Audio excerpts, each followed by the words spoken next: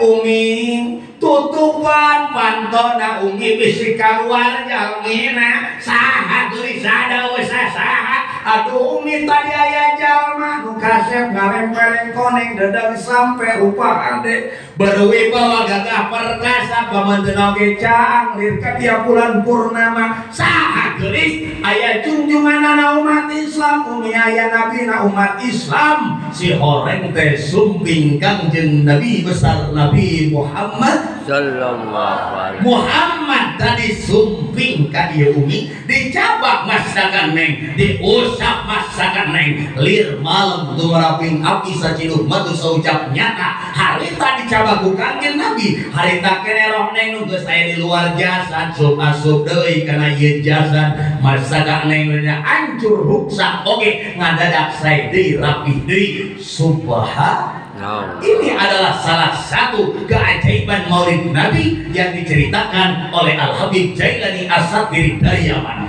Naon hikmah Nabi kekurang maaf. Ieu umat Kristen gogorowokan ka Kangjeng Nabi, minta pertanggung jawab ke Kangjeng Nabi sebab anaknya jadi korban muludan. Kangjeng Nabi hadir tanggung jawab kalayan hakikatna Allah. Aku komo orang rawa bejo umatna.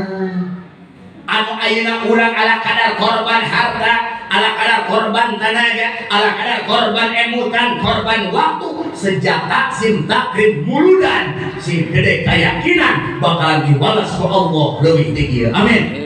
Mantap mak